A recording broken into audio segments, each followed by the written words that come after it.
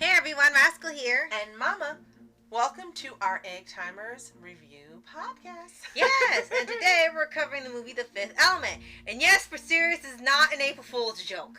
Now, in this genre meshing movie, a taxi driver from the futuristic city gets caught in a race against time to find the prophetic fifth element and keep it from the forces of evil.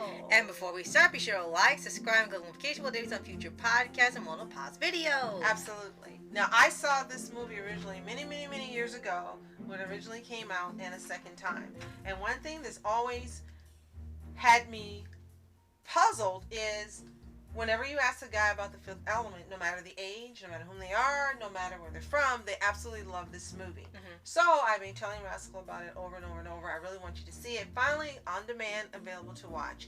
So we sat down and gave it a watch. Yes, and after that, I can see why a lot of guys like it, because these types of adventure movies are not made really anymore. They're really sort of basic or standard or play it safe.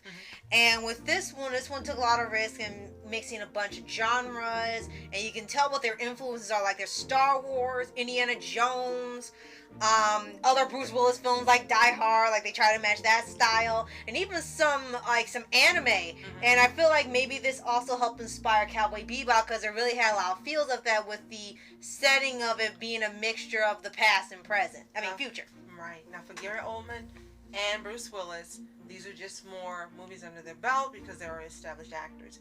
Mila Jovovich, Phoenix, this was a movie she did before her Resident Evil fame came about. Yes. And for Chris Tucker, this was also one of his earlier films.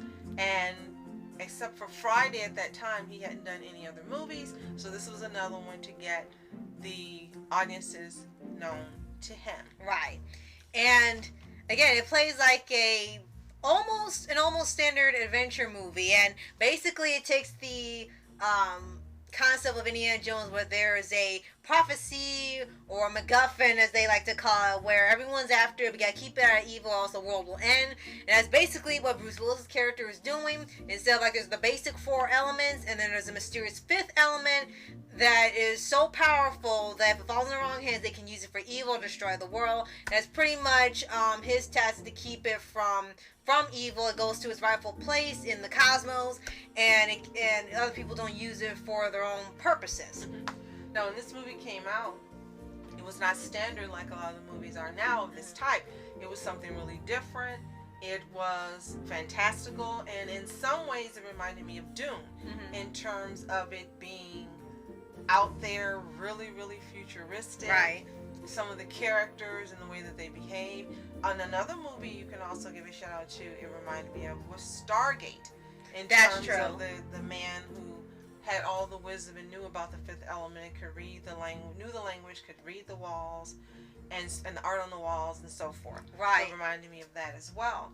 And this movie really does have a cult following. Yes. It is absolutely still well loved decades later after it originally came out. Yes, absolutely. And like I said, I can see why, because this is an action movie style that isn't done anymore. They have a whole different way of doing it. Sometimes it can be just too much action or violence, and something and there's no story. They just want to keep you entertained with just a gore fest, and it's like you don't need that. Here, yeah, they had a little bit of blood here and there. They did have a lot of action. They did have some people get taken out, but it was part of a story. There was good versus evil, the race against time. It was help save the world. So of course there would be some stakes and things lost, so it made sense, and it wasn't constant all throughout. There was still a story. There was still time to breathe. There was still time to get explanation on what the fifth element is and on the characters.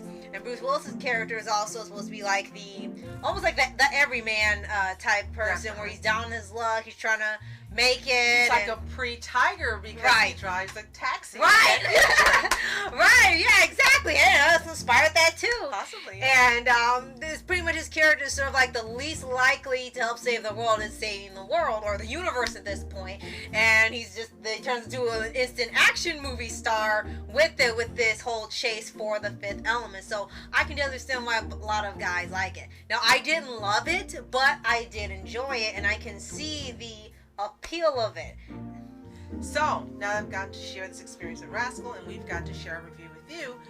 you share your thoughts with us in the comments below. Have you seen The Fifth Element? Did you love it? Did you hate it? Have you seen it multiple times? Are you a cult fan? Let us know in the comments. And if you haven't already, subscribe for updates and weekly videos on your favorite anime series, animated shows, and all things animation. And more Egg Timer reviews. Yes, so thank you so much for watching. I'm Rascal Entertainment. And I'm Mom Entertainment. Have a fantastic day. Peace.